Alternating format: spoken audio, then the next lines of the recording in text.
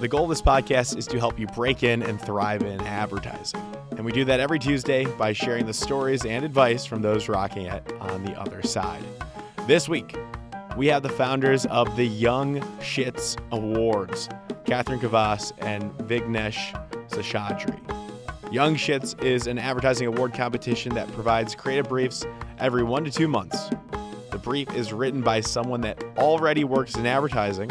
The person with the best creative submission gets one-on-one time with that month's judge. It's simple, fun, and competitive, but it gives you an opportunity every month to build something that either wins the competition or perhaps gets placed in your portfolio. It seems like a win-win if you work hard. Kathryn and Vig take the time to tell their combined break-in story from portfolio school to Droga 5 to today, where they're even married. So Kathryn recently left her creative role at Spotify to go freelance, and Vig is working as an art director at Wyden Kennedy, Portland. I really think this is an excellent opportunity for you all. So if you want to connect with them directly and see their recommended resources and their website, head to our Instagram at Breaking and Entering Pod, all one word, at Breaking and Entering Pod, to find out how. P.S. If you reach out to me on LinkedIn directly, my name is Gino Schellenberger, I will nudge them to respond. Now on with the show. This is the Breaking and Entering Advertising Podcast, and as usual, I'm your accomplice, Gino Schellenberger. Kick it, Mikey.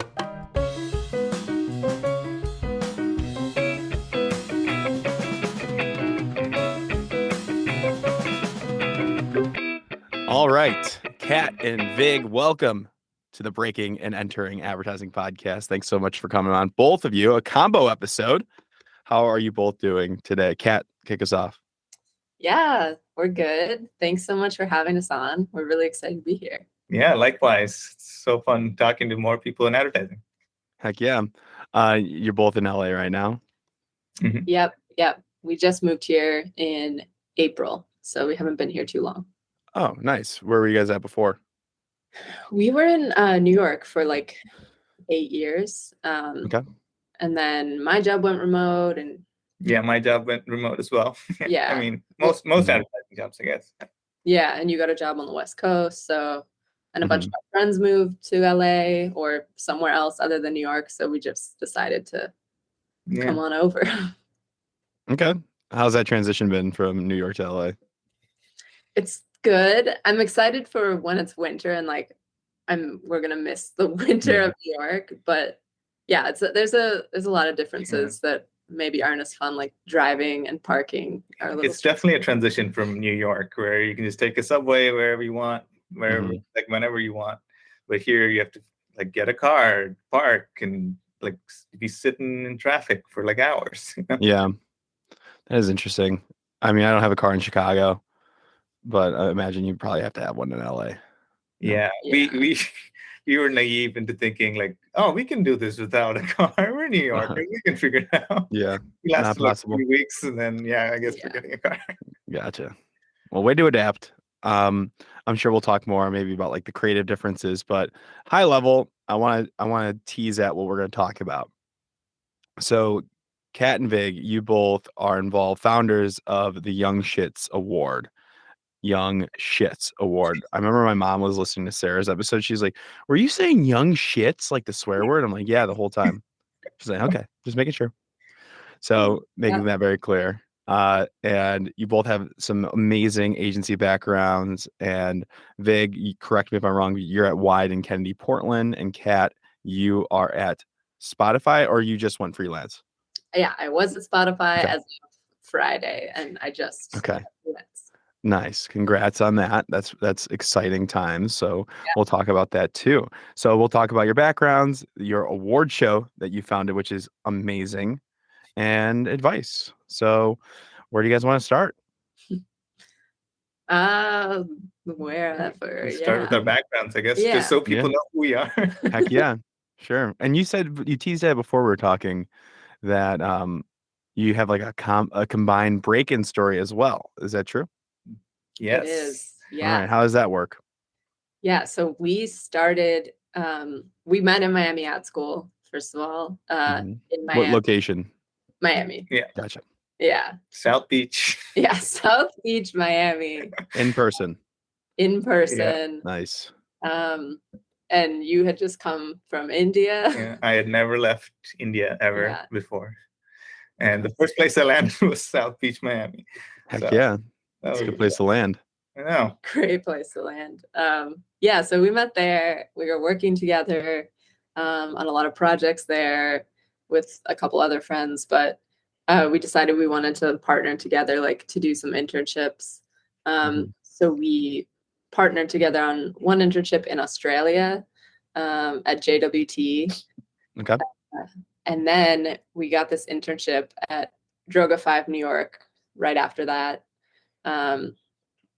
And they told us that the reason we got the internship wasn't because of our work. They couldn't even find our student work on the website that we built, but Vig built these like crazy websites for both of us that were like kind of animated and cool. Yeah. You couldn't. It was just like weird and fun.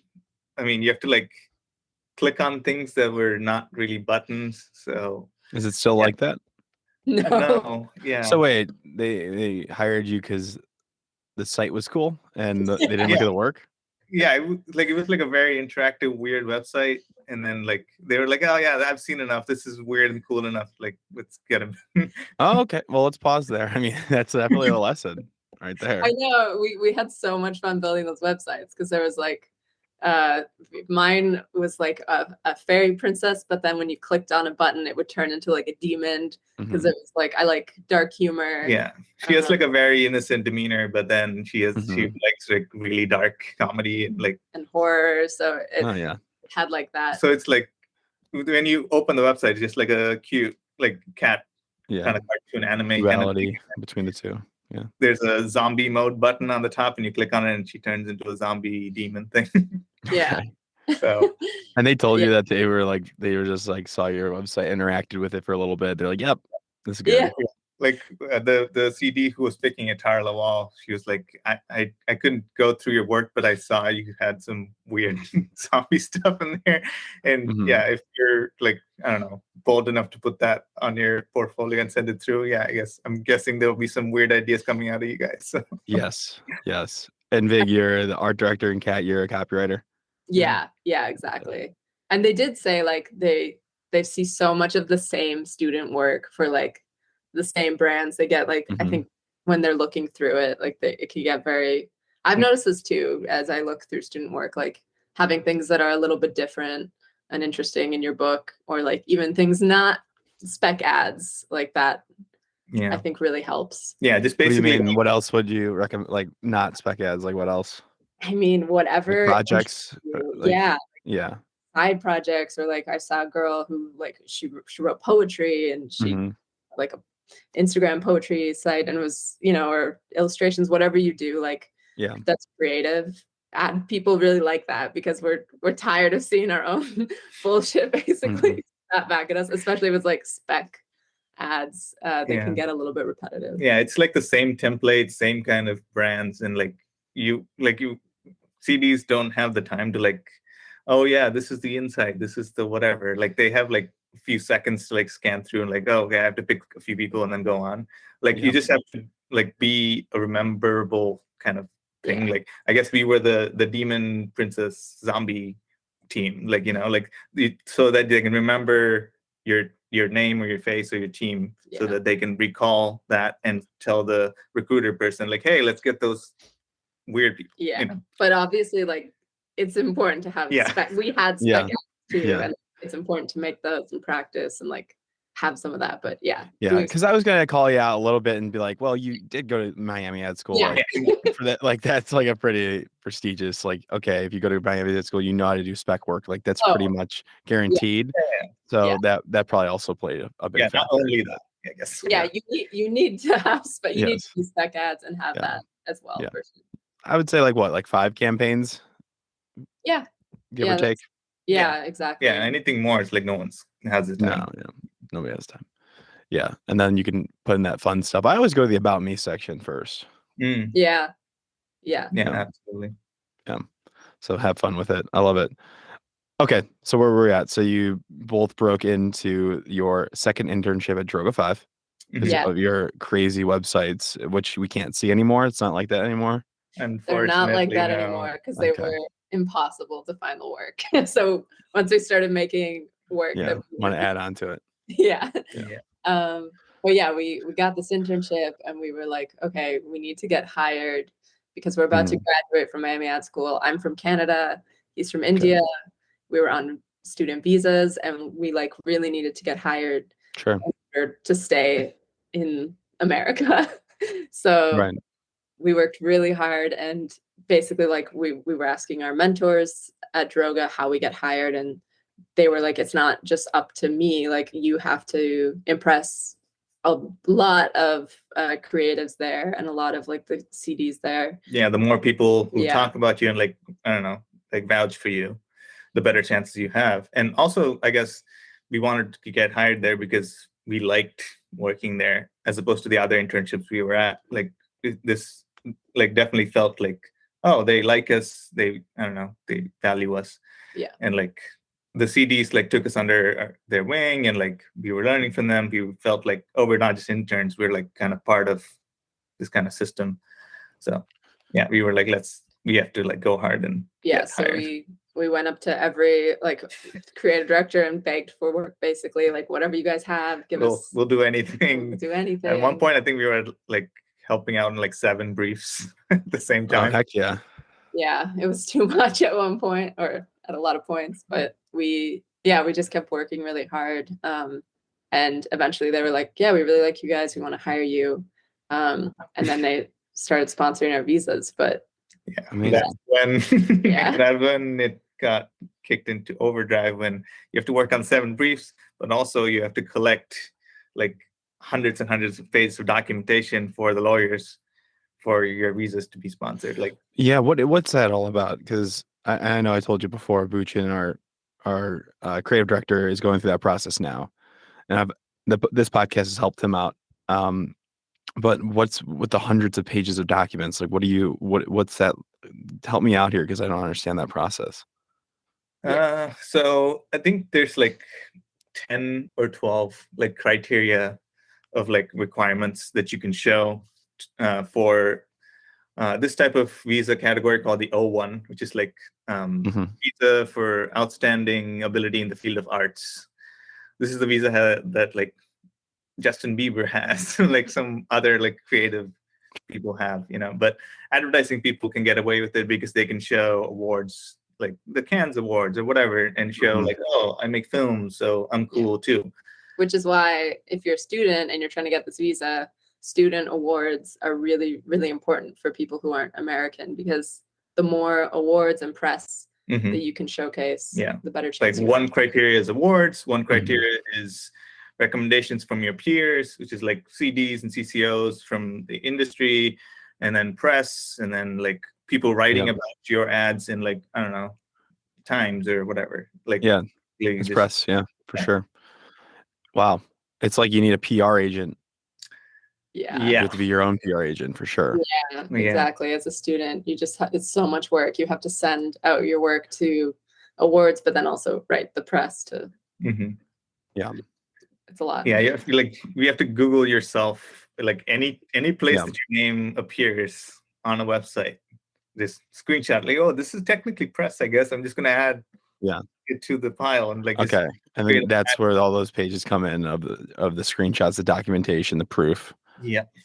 Who? Silly question. Like, are there committees that review this? Like, who is the ultimate say? Like who's saying, yeah, you're good to go? Like the lawyers that work with the agency, like have a look through and like do a little bit of like, oh, this works, this doesn't, and then they compile it and they just do it.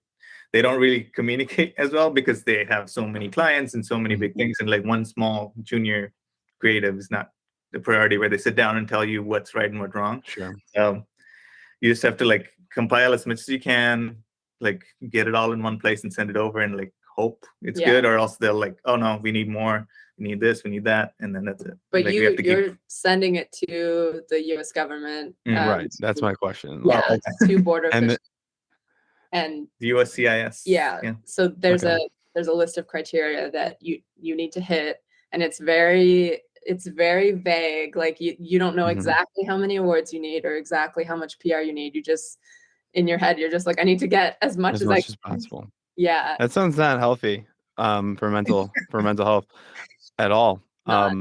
Why don't they don't tell you like there's a quota, like you should have they like say it as in like if you do like these, because what if it's like 10? Yeah, I mean, get 10 awards. Yeah, exactly. Yeah, I wish. Yeah, they don't tell but instead you don't know, and it could be actually 10, but you're going after 100 awards. Yeah. And then you could have 100 and you still could be rejected, because we've seen people who have like so many awards and you still like don't get it because we don't know why. Yeah. Okay. It's also who's the president, what's the political climate, what countries does America like right now? Sure. Okay. That makes a lot more sense. There's so many variables. And there are a lot of, it seems like some of them are out of your control, it seems like.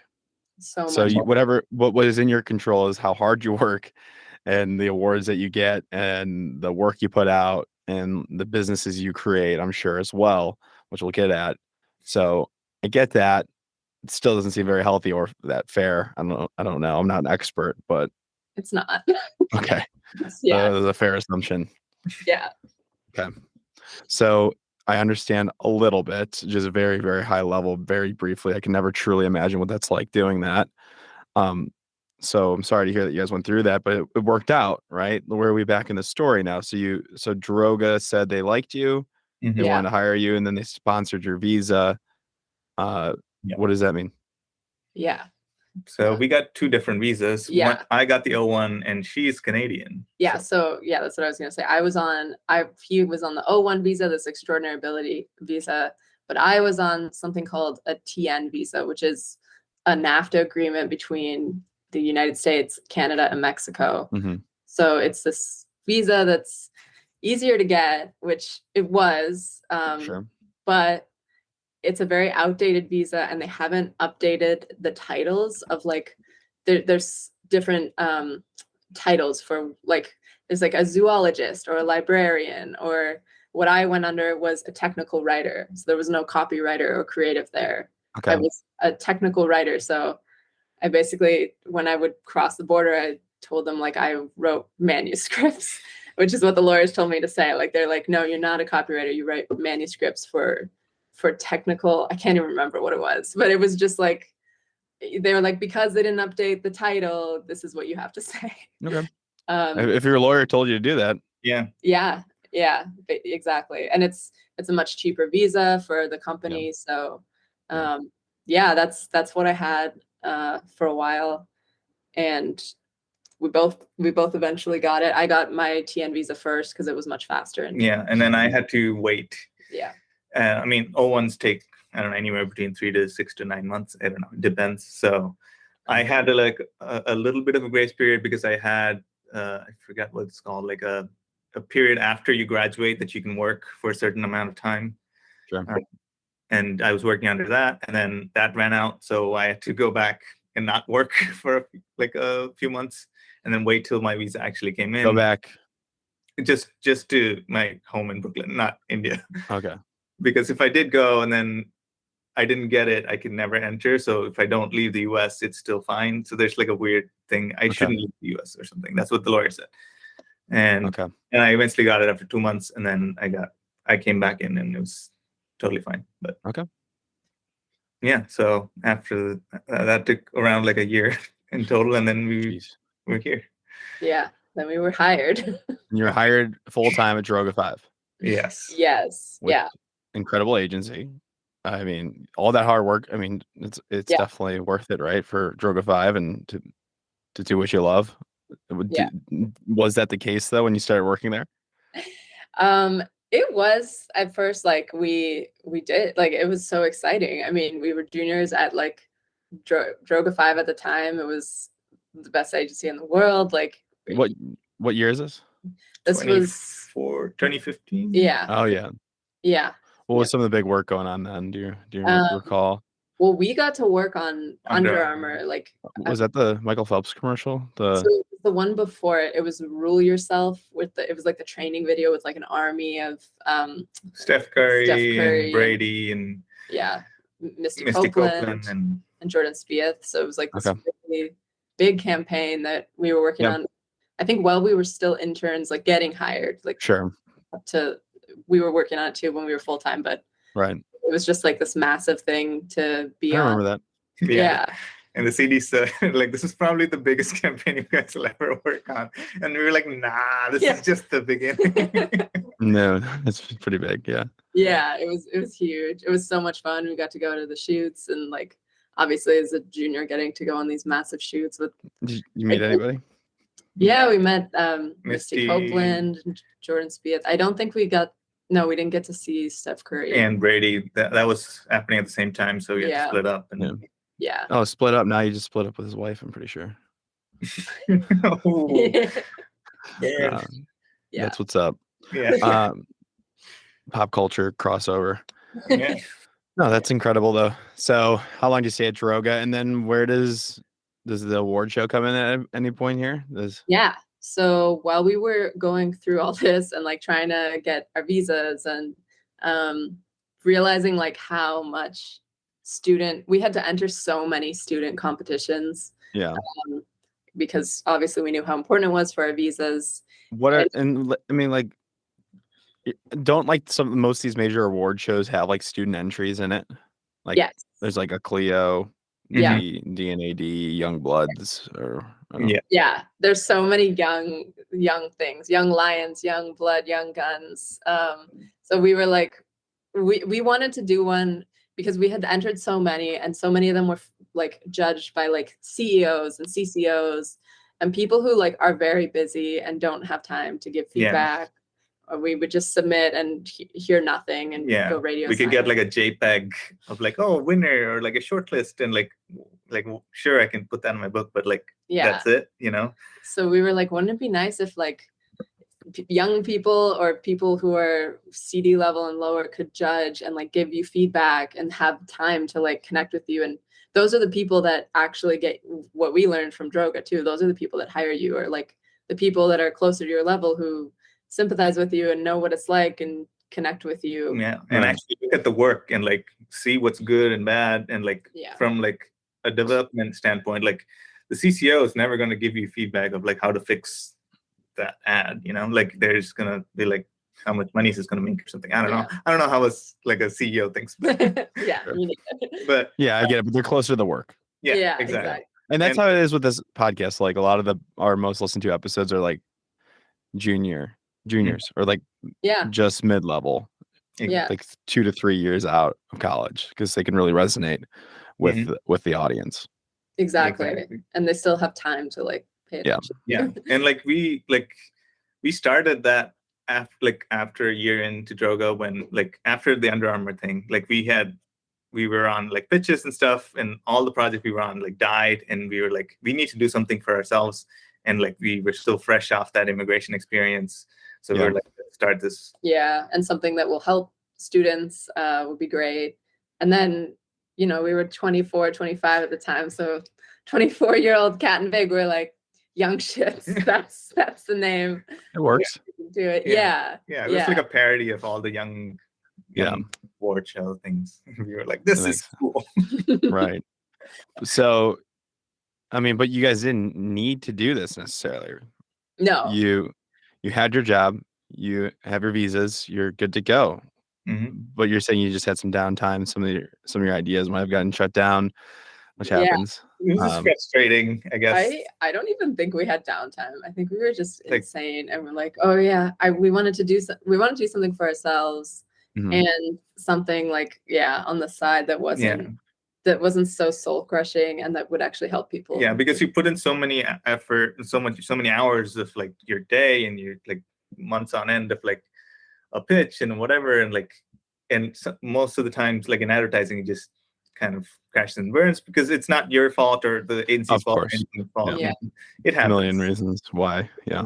And being a Droga too, we were getting hit up by so many students and juniors who like wanted to be where we were, and who like maybe didn't have a strong enough book or didn't like have the same experience, and like we felt like this could actually help building this network of like other juniors and who were in good positions and were good agencies helping students. So tell me, what is Young Shits? Because I think we've been Mhm. teasing at it. So what's the differentiator? What's the value offer? Yeah, so Young Shits is a student and professional now competition where once a month there's a judge who releases a brief. Mhm. And then at the end of the month, after students and professionals submit to the brief, the judge will select how many is it now? Winners basically like one Yeah. to 3 to 5. Depends on how many entries and stuff. So is it one winner, like 3 or 4 shortlisted? Yeah. One winner, one runner up, Mhm. Yeah. 3 And shortlisted. the winner gets a one-on-one call with the judge, like face-to-face. Yeah. You make a Okay. connection. And the runners up get feedback from the judge. So they still have that connection, but it's still like personalized feedback directly from the judge. Yeah. And you have their email and How Once to a month is good. Yeah. Once a month is a lot. So if you're a student in college and you are an undergrad, let's say, and you don't want to go to portfolio school, if you dedicate 1 year or, 6, you get 12 shots then at Yeah. building, a pretty decent portfolio. Yeah. And then only half of those have to be good. Mhm. yeah, So, yeah, that's and if true. you do that for 2 years, it just increases your odds of having some decent campaign work if you're giving out great briefs, which I'm sure you're doing. Yeah. Um, And So it is a great opportunity for people. Like I'm just thinking of the undergraduate level, but of course anybody that's trying to break in at wherever they're at in their life, you're yeah, giving them opportunities every month, which is fantastic. Yeah. And like we talked about before, like we try to get our judges not too experienced. We're trying to be like around 5 or less years of experience. Fair. So they're like in like mid to CD level where they have the time, they're close to the work, they know the struggle. Yeah.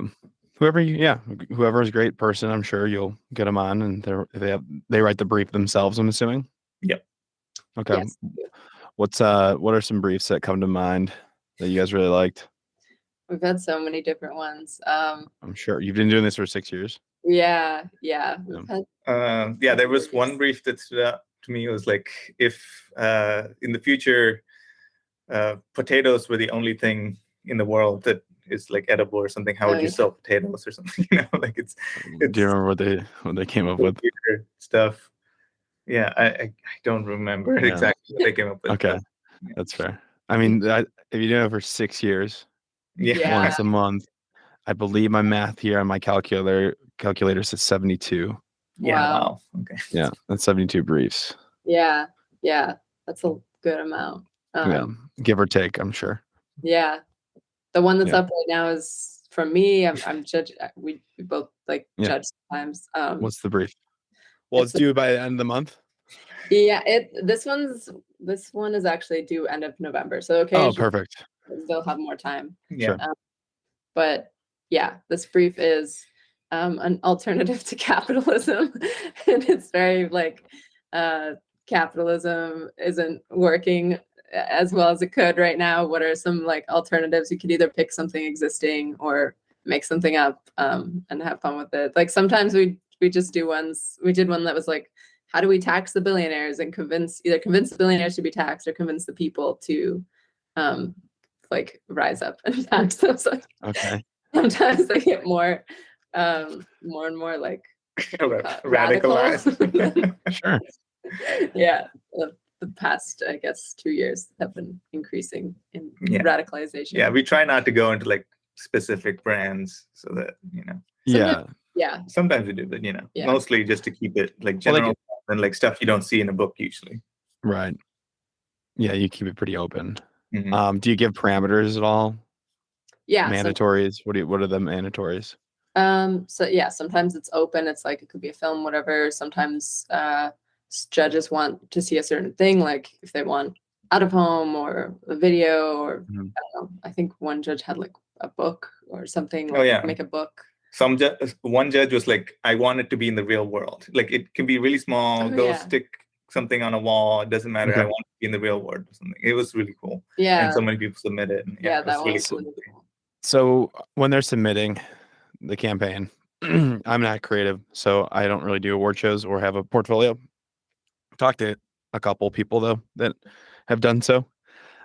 What are they submitting? Is it depending on for a standard campaign, like is it a slide deck with links? Like what are you looking at? How are you judging these things? Yeah, a lot of time it's a slide deck, yeah, with like comps and a full out like campaign. Sometimes though it's like a Vimeo link to a video or a link to like photos. I think one person made like an Instagram account for it. That was pretty cool. It can honestly be anything that as long as it answers the brief properly. But okay. I think the 95% of the time it's a Google Slides link. Yeah. Which works. Yeah. How many slides do you want to see? 10? 5, 10? Yeah, I think around 10. Yeah. You don't want to be pushing too far. Yeah, I mean, unless you're just doing like one liner, like kind of pages. Yeah, sure, you can go a little lower, but clean, adjustable, little quick read. Yep. Love it. Great. So then they submit it once a month. Once they submit it, and then the judge will judge it, and the winner gets one at one time. The runner-ups will get feedback. That's perfect. And you're doing that because you want to help people break in. You understand like your visa process was difficult, so you're also looking out after them. Any other reasons? And it helps you guys out too, I'm sure. But any other reasons why you guys are doing this? I mean, the visa reason's big too, actually. We do get a lot of students emailing us being like, can you sign my visa letter? Or like, can you attest that I won this in this letter? So Absolutely. Students out there who need help with visa letters, like we're so happy to do that, and we know how hard it is. So absolutely, because we are an industry kind of like company now, so we do sign letters saying we're the CEOs or like the owners of the company, and like we attest like this student won this award and blah blah blah. Yeah, you're an entity. Yeah, so it adds to the pile for the O1 list. It is also just like a great reminder. I think like it's so much fun judging once a year, because it's like, oh yeah, I remember, like it's been 6 years, but it's like, I remember why we started this. Like it's so nice to just meet students who are so excited and really want to like break into advertising, and actually feeling like you can help somebody is such a nice feeling. Yeah, the cynicism does creep in after her years of working in advertising, but yeah, like seeing new young people does help with that. Absolutely. It's refreshing too, I'm sure. So what are the plans? What are you guys thinking? You keep it rolling? What's next? Yeah, I think so. I think next year we're gonna try and maybe do a little more like a workshop or something, or a panel for it. But yeah, I think it just will hopefully keep chugging along and being able keep putting out great briefs. Yeah, hopefully. Yeah, there's so much love for this contest. Like we are pretty like closeted to like what people feel, especially because everything's remote and all that. But whenever we do see people talk about it and they love it so much, like, oh shit, this actually helps people. Like it makes us feel like we should be doing more. Like especially with like our jobs and life, it's hard to like do more. But like we've been always wanting to like, okay, we should like actually like set some time and like do more. And like like I was saying, we're wanting to do like a workshop or a Zoom thing. Of course. Well, you have to remember too, like the remote world, you're not seeing a lot of people face to face, and there are a lot of people who are super appreciative, and they might just not tell you. They might not know that it's okay to reach out. So I'm sure there's a lot of people that are really grateful for what you guys have done. I know there are. So applaud to you both. Thank you. Yeah. I know, it's really nice when occasionally we get like an email. It's like, thank you so much. Like this contest is so great. And we're like, oh yeah, this is why we do it. Yeah. You're like, oh, I didn't think anybody was listening. Yeah. Yeah. That's why I give them my podcast. Like, oh yeah, forgot. Yeah. Perfect. Great. And I know we've told like a lot of good advice. But awards are, I think like in the industry, I think everybody kind of agrees. Let me know you too. They're like a necessary evil.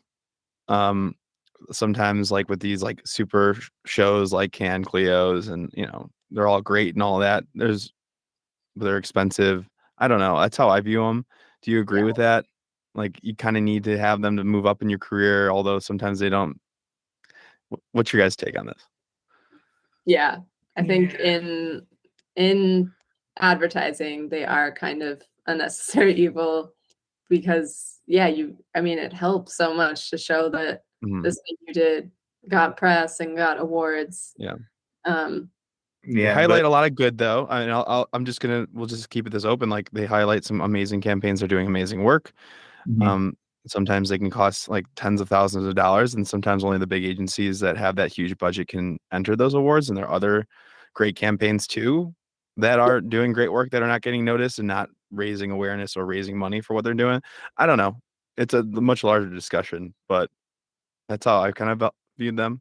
I know. Like when I look at people's books too now, like I'm not really looking at like, oh, did this campaign win like these awards? Like I usually am just like, oh, this is cool. Even if I haven't seen it, like I'll see if it's a good campaign, you're like, oh yeah, this is really cool. It's like I've never seen it before, but like it's still really good. Like I'm not like, oh, it didn't win Cannes. Of course. Not this one. There are people that do see that and think that way. Yeah, it used to be like, oh my God, if you won Cannes, like even like a small tiny thing, it's like you must be amazing. But I feel like now, at least in my head, like with the amount of different categories, there's so many Cannes lions out there. I don't know. There's a lot of for sure. Yeah, it's definitely a topic for debate. Like there's a lot of, because it's also like, what do you want to work on? Like if like I've been hit up being like, oh, we have this amazing client for like, it's like a bank, but we've won Cannes for like direct mailers, but it's like, I don't want to work for a bank that's won Cannes in the direct mailer category. Like that's not appealing, but like, congrats. Hey, at least you did it. They did something. It's just like, there's so many levels to it for sure. I get it. Yeah. Cool. But okay, so other than awards and Young Shits, which everybody should go check out, final piece of advice maybe you guys thought about today. I want you both to let me know what's something that you wish you would have known starting off in advertising. I feel like we should give it a second of thought before. Oh yeah, for sure. Yeah. I mean, what would you tell your younger self? Let me rephrase the question. If you're just starting out today, knowing what you know now, talking to your younger self, maybe for me, Droga. Like what I usually like wish I was better at was like believing in myself or like being confident in myself. It's like just stepping in as like a young person in like this big boardrooms of like 20 people meetings with like CDs and CCOs, and like you always assume like, oh no, like my opinion doesn't matter when these amazing people are in the room. And like you tend to like not, at least me, like I didn't speak up as much. I was just too quiet and just assumed like, oh yeah, they know that, right? Like I didn't say my piece. But then like a second later, someone else says the same thing you were about to say, but you were too afraid to say it. And then they're like, oh my God, yeah, that's such a great idea. And everyone in the room like kind of like celebrates them, like, and like I've always like, what if I was like not afraid? And it's not like I was like not good enough or whatever. It's just like that confidence of like speaking up, and you are valued as much as in like the agency needs you as much as you need the agency. That like a lot of young people coming into the industry don't realize, because you're so desperate to get a job, you're desperate to like make money. So yeah, you tend to forget that.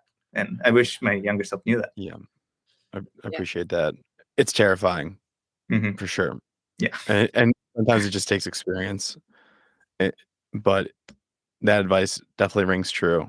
Speak up, share your piece. Yes. Yeah, especially now too. It's so, I don't know how like juniors in the pandemic, when it was all remote, like it must have been so hard to start, because it was so scary for us, even like being and we were in person and we had mentors, like just getting on like a Zoom call as a junior just starting out. Like, I don't know how I would have done that. So yeah, I understand. It must be really tough. I know. Yeah, I feel like it's easy to say like, oh, speak up. It's easy. But it's really, really hard. And like what helps is like, if you think about it, it's advertising. Like you're selling toilet paper or like some random product. It's not like we're not saving the world. Yeah, you're good. It doesn't matter if we speak up and say something wrong. It's totally fine. Yeah, for sure. Amazing. So I asked you guys to list out some resources. We won't talk about them now, but they'll be on our Instagram at Breaking Entering Pod, at Breaking and Entering Pod. If people want to see those, they have to go there. So we'll hint at that, teased at that. And the links to your website is, what is it, youngshits.com? How can they find it? Yep. Or ysawards.com, but yeah, either one. We created YS Awards because you can't advertise young shits on Facebook and Instagram because of swear words. For sure. So, and encourage everybody to go check that out. Participate in the brief for this. Kat, you're judging it. You teased at it earlier. Great. Amazing. Then can people reach out to you on the side if they have any other questions? Yeah, absolutely. And can follow us on our socials too. Sure. If they want. Shout it all out. Whatever your preferred methods of communication are, let them know now. Is it LinkedIn for both of you? I don't check LinkedIn as much. Okay, as that's fine. Like at Kathryn_Kvas is my Instagram, and at Kathryn Kvas is my Twitter. And those, honestly, I check more than LinkedIn, I think. Yeah, sure. But I'm sure you like the names you can Google on LinkedIn and it'll pop up and we'll occasionally see it. But yeah, Instagram, I'm at Vig Sesh. And yeah, we'll probably see that more often than not. And also, we're also starting a podcast too. It hasn't come out yet, but it's going to be called Where Are You Really From? And it's about our immigration story, but we're also going to interview other people who aren't from America and talk about their stories as well. Perfect. Love it. Well, let me know when that's out and I will post on my end. Awesome. Oh, yeah. Great. Okay. Thank you both. Thank you so much. This was so fun. Of course. Thank you so much for listening to this entire episode of the Breaking and Entering Advertising podcast. If you like what you heard, it would mean a lot to us and help us grow and get better guests and better break-ins if you can go to Apple Podcasts and leave us 5 stars and a small review if you have the time. Be sure to connect with our guests if you like what they said by going to our Instagram at Breaking and Entering Pod. That's all one word, Breaking and Entering Pod on Instagram. We have links to their portfolios and their LinkedIn, and they want to connect, so do that. And thank yous. Thank you to Mikey Malarkey, our audio engineer, and Buchan Zhang, our creative director. Can't do it without you two, and a team from the University of Illinois. It's a student team from the agency called AdBuzz. They're a PR agency, and it's been a pleasure working with them. Thank you all so much, and we will see you next week with another amazing guest.